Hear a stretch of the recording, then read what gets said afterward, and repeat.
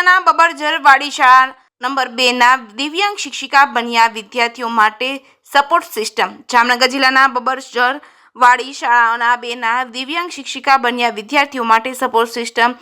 શિક્ષિકાની મહેનતથી ખેડૂતો અને પરપ્રાંતીય વાલીઓના બાળકો સરકારની સહાયથી મોડેલ સ્કૂલમાં અભ્યાસ કરે છે। સમગ્ર વાત કરવામાં આવે તો જામનગર જિલ્લાની બબરજર વાડી શાળા 2ના દિવ્યાંગ શિક્ષિકા બન્યા છે વિદ્યાર્થીઓ માટે સપોર્ટ સિસ્ટમ। શિક્ષિકાની મહેનતથી ખેડૂતો અને પરપ્રાંતીય વાલીઓના બાળકો સરકારની સહાયથી મોડેલ સ્કૂલમાં અભ્યાસ કરે છે। દરેક શિક્ષકોએ વિદ્યાર્થીને પોતાનો બાગ માની તેમના અભ્યાસ પાછળ મહેનત કરવી જોઈએ અને જેઓએ આપણને લખતા શીખવાડ્યું છે તેમના માટે તો જેટલું લખીએ તેટલું ઓછું છે અને તે શિક્ષક ભારતમાં દર વર્ષના 5 સપ્ટેમ્બરના રોજ દેશના ભૂતપૂર્વ રાષ્ટ્રપતિ ડોક્ટર સર્વપલ્લી રાધાકૃષ્ણના જન્મદિવસ 5 સપ્ટેમ્બરને શિક્ષક દિન તરીકે ઉજવવામાં આવે છે। આપી જ્ઞાનનો ભંડાર અમને કર્યા છે ભવિષ્ય માટે તૈયાર અમને અને છીએ આભારી એ ગુરુઓના અમે જેમણે કર્યા છે કૃતજ્ઞ અપાર અમને શિક્ષકને લગતા આ પંક્તિ। જામનગર જિલ્લાના લાલપુર તાલુકાના બબરજર વાડી શાળા 2માં પ્રાથમિક શિક્ષિકા તરીકે ફરજ બજાવતા રામીબેન કનારાને ખરા અર્થમાં લાગુ પડે છે કારણ કે દિવ્યાંગ હોવા છતાં રામીબેન નાનકડા એવા ગામમાં ખેત મજૂરો અને પરપ્રાંતિના બાળકોને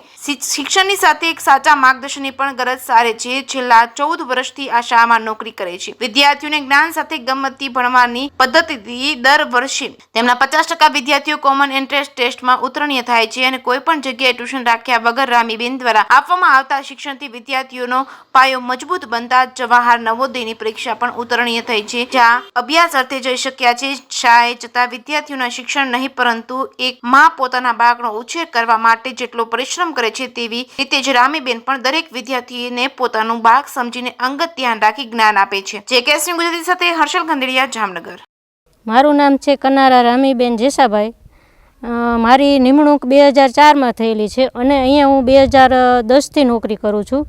14 વર્ષ થઈ ગયા છે અને મોટા ભાગે અહીંયા બાળકો છે એ ખેડૂતના બાળકો છે એટલે કે ખેતી કરતાના બાળકો છે અને જે એમપીથી આવેલા છે મધ્યપ્રદેશથી 3 બાળકો એ છે અને એ બાળકો જે હિન્દી ભાષી છે છતાં પણ બહુ સરસ રીતે ગુજરાતી શીખી ગયા છે અને બહુ સરસ વાંચતા લખતા જે આપણા ગુજરાતીના બાળકો શીખે એ જ રીતે શીખી ગયા।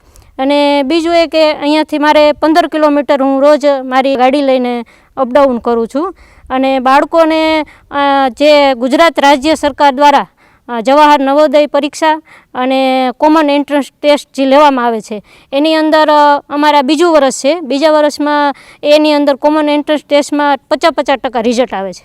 નવોદયમાં કોઈ પણ જાતની ટ્યુશન વગર કે ઘરે તૈયારી કરી અને અહીંયા અમે સ્કૂલમાં એને માર્ગદર્શન આપીએ અને એ પ્રમાણે એ બાળક છે એ તૈયાર થયેલું હતું અને 50% જે કોમન એન્ટ્રન્સ ટેસ્ટમાં જે બાળકો પાસ થયા એ આ સ્કૂલ પસંદ કરવા માટે થઈ અને હજી અહીંયાથી 6ઠા ધોરણમાં જતા રહેશે પણ બાળકને જ્યારે પણ મોકલવાનું થાય ત્યારે પહેલાં વાલી અમને ફોન કરીને માર્ગદર્શન લે છે કે ભાઈ અમારું બાળકને અમે ક્યાં મોકલીએ એમ કે અમે ફોન કરીએ કે ભાઈ તમે સ્કૂલ પસંદ કરી દો અમને અમે જે કહીએ કે ભાઈ આ સ્કૂલ સારી છે એ સ્કૂલ તમે લ્યો।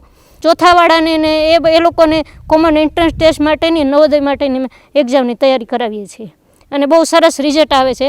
અને બીજું મારે કહેવાનું હોય કે હેન્ડીકેપ છું છતાં પણ હું હિંમત નથી હારી અને હું એમ કહેવા માગું છું કે ભાઈ તમારું કર્મ કરજો, કર્મનું ફળ ચોક્કસ મળે છે।